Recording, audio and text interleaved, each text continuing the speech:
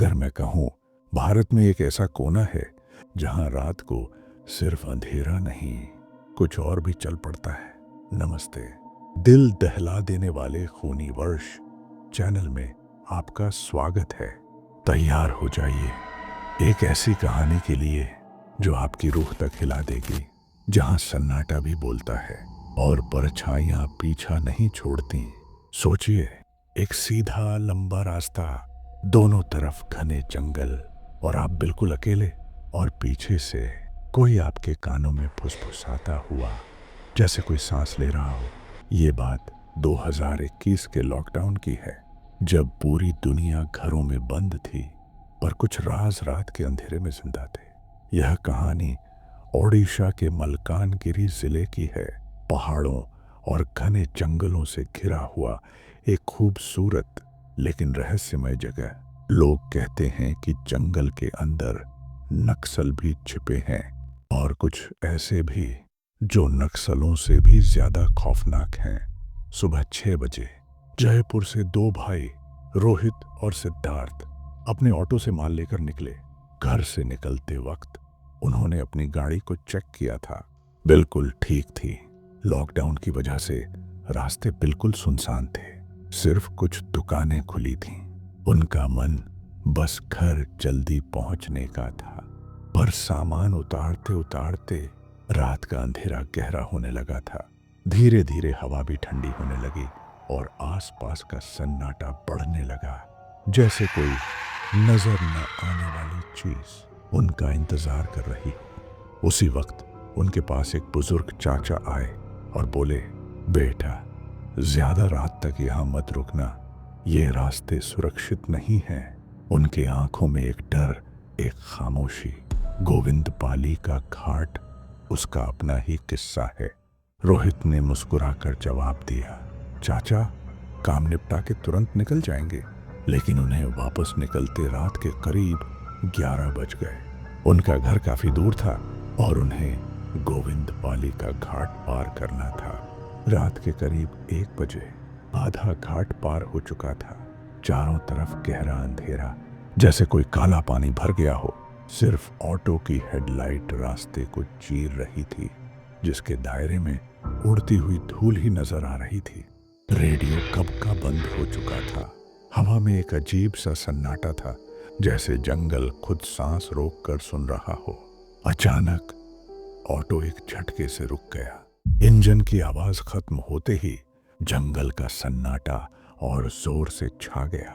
रोहित ने 2-3 बार चाबी घुमाई। स्टार्टर की खरखर आवाज ही सुनाई दी, लेकिन इंजन बिल्कुल मुर्दा सा पड़ा था। और अचानक हेडलाइट भी बुझ गई। चारों तरफ घना अंधेरा, इतना गहरा कि हाथ सामने दिख नहीं रहे थे। सिद्धार्थ ने टॉर्च जलाई। सामने सिर्फ पेड़, पत्थर और घना जंगल। पीछे से किसी की रोने की आवाज आई। दोनों ने एक साथ मुड़कर देखा। कुछ नहीं था, सिर्फ हवा का झोंका और मिट्टी की ठंडी खुशबू, जैसे कोई फूल खून से भीग गया हो। रोहित ने ऑटो को धक्का देने की कोशिश की, लेकिन उसे ऐसा लगा जैसे कोई ऑटो को अंदर से पकड़कर रोक रहा हो। गाड़ी थोड़ा सा हिलकर फिर रुक गई, और तभी सिद्धार्थ ने धीरे से अपनी सांस छोड़ते हुए बोला, भैया, क्या सिर्फ हम दोनों यहाँ हैं? उन्हें वहां किसी और का होना भी महसूस हो रहा था, जैसे कोई उनके कंधों के पार से देख रहा हो। फिर सिद्धार्थ अपने टॉर्च से इंजन के अंदर देखने लगा। तभी वापस जंगल के गहरे सन्नाटे में एक बच्चे की रोने की आवाज गूंजी, बिल्कुल पास से। दोनों ने टॉर्च आवाज की तरफ घुमाई, और वहां कुछ ही गज दूर एक औरत खड़ी थी। उसका पूरा बदन खून से लिपटा हुआ था, जैसे कोई लाल चादर ओढ़ी हो। बाहों में एक छोटी सी बच्ची थी, जो बिल्कुल भी चीख नहीं रही थी, सिर्फ कांप रही थी। उसकी छोटी सी आंखें खुली हुई थीं, बिना कोई जान। उस औरत की आंखें बिल्कुल लाल थीं, जैसे उनमें खून भर गया हो। कपड़े फटे हुए और सिर से खून टपक रहा था। उसके चेहरे पर खून के छींटे थे। हाथ और पैर पर गहरे खरोंच के निशान। उन्हें देखकर लग रहा था जैसे उसके साथ शायद कुछ बहुत बुरा हुआ हो। वह हाथों से उनकी तरफ इशारा कर रही थी, भागने का संकेत दे रही थी, लेकिन उसके चेहरे पर एक अजीब खौफनाक हंसी थी। उसके चेहरे के बीच में एक बड़ा सा तीखा कांच का टुकड़ा फंसा हुआ था, जिसके आसपास भी खून बह रहा था। यह देखकर उनकी सांसें अटक गईं। दोनों जान बचाकर हाँफते हुए ऑटो की तरफ दौड़े। उनके कदमों की आवाज उनके अपने दिल की धड़कन को दबाने लगी। पीछे से वह औरत धीरे धीरे उनकी तरफ आ रही थी। रोहित ने जैसे तैसे ऑटो को स्टार्ट करने की कोशिश की। इंजन ने खर खर आवाज करके जवाब दिया। डर की वजह से रोहित के माथे से पसीना टपकने लगा। हाथ इतने कांप रहे थे कि चाबी हाथ से छूटने लगी। पीछे कदमों की आहट। वह औरत अब बस कुछ ही फीट दूर थी। उसकी सांसों की भारी घर घराहट बिल्कुल पास उनके कानों में खुलने लगी। रोहित ने फिर जोर लगाकर चाबी घुमाई और इस बार इंजन अचानक गरजा, जैसे किसी ने उसकी सोई हुई जान झकझोर दी हो। बैठ, जल्दी बैठ, रोहित चिल्लाया कांपते हुए। सिद्धार्थ जैसे तैसे अंदर कूदा और गाड़ी में बैठ गया। रोहित ने गियर लगाया, क्लच छोड़ा और ऑटो ने एक जोर का धक्का लिया। पीछे से मिट्टी उड़ती हुई उस सन्नाटे में सिर्फ इंजन की गरज और टायर्स की चीख सुनाई दे रही थी। पीछे शीशे में जब उन्होंने देखा, बस एक धुंधली सी छाया नजर आई, जिसकी लाल आंखें शीशे से चिपक कर उन्हें घूर रही थीं। और फिर अंधेरा जैसे उन्हें निगल गया।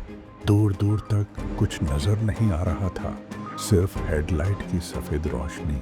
उसके हाथ स्टीयरिंग पर कसकर पकड़े हुए थे। दिल इतना जोर से धड़क रहा था जैसे कभी भी फट जाए। उसी दौरान उसके दिमाग में एक चेहरा याद आया, वही बुजुर्ग जो उन्हें सामान उतारते वक्त मिले थे। उनकी बातें, उनकी आंखों का डर और वो आखिरी शब्द, गोविंद पाली का घाट उसका अपना ही किस्सा है। फिर रोहित ने और तेज गाड़ी भगाई। कुछ ही देर में सामने एक छोटा ढाबा दिखा, जिसका एक ही बल्ब जल रहा था। रोहित ने ब्रेक लगाया। गाड़ी जब रुका, ढाबे के दो लोग भाग के आए। भाई, क्या हुआ? इतनी तेज गाड़ी, इतने डरे हुए क्यों हो? रोहित ने सांस संभालते हुए उन्हें सब बताया। गाड़ी का रुकना, रोने की आवाज और वो खून से लथपथ औरत और उसका बच्चा। ढाबा वाला चुप हो गया। उसके चेहरे का रंग उड़ गया। उसके हाथ से पानी का ग्लास छूटकर नीचे गिर गया।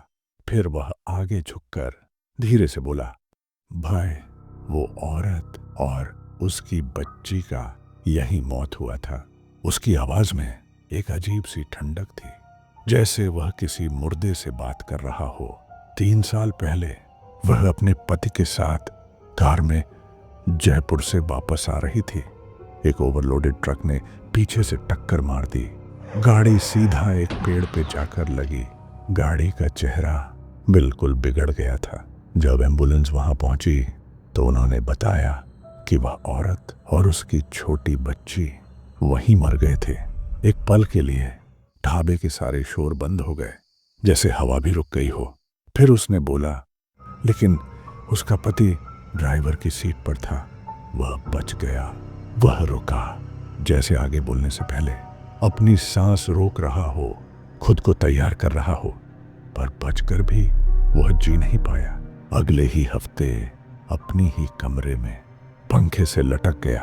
कहने लगा था कि वह उसे रोज रात को अपने पीछे खड़ी देखता है, खून में लिपटी बच्ची को लिए। रोहित ने ढाबे वाले के चेहरे की तरफ देखा। उसकी आंखों में एक अजीब सा सन्नाटा था, एक गहरी ठिठुरती हुई दहशत। उसने कहा, और तब से वह औरत और उसकी बच्ची इस रास्ते पर दिखते हैं। सिर्फ रात के 2 बजे के बाद वह अपनी गाड़ी वहीं खोजती है, या फिर कोई और गाड़ी। रोहित की रूह कांप उठी। उसने पीछे मुड़कर देखा। सिद्धार्थ बेहोश पड़ा था और उसके कंधे पर किसी छोटे बच्चे के खून से भीगे हुए हाथ के साफ निशान थे, जैसे किसी ने उसे पकड़ा हो। और लोग कहते हैं, अगर आपने उस औरत को देख लिया तो बचने का एक ही तरीका है, पीछे मत देखना, न शीशे में न मुड़कर, क्योंकि जिस पल आपने पीछे देखा, समझ लो आप वापस कभी नहीं लौटोगे। वह आपको अपने साथ ले जाती है, या फिर आप अपने आप को उसके पीछे गोविंद पाली के घाट पर ही छोड़ आते हो। दोस्तों, ये थी आज की कहानी जो मैंने अपने एक दोस्त के जरिए आप तक पहुंचाई।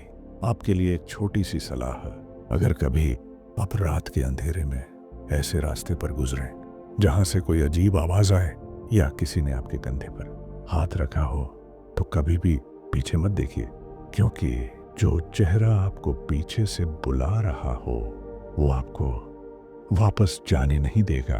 अपना ख्याल रखिए और हमेशा सुरक्षित रास्ते चुनिए। मिलते हैं अगले एपिसोड में। तब तक के लिए सतर्क रहिए और सुरक्षित रहिए।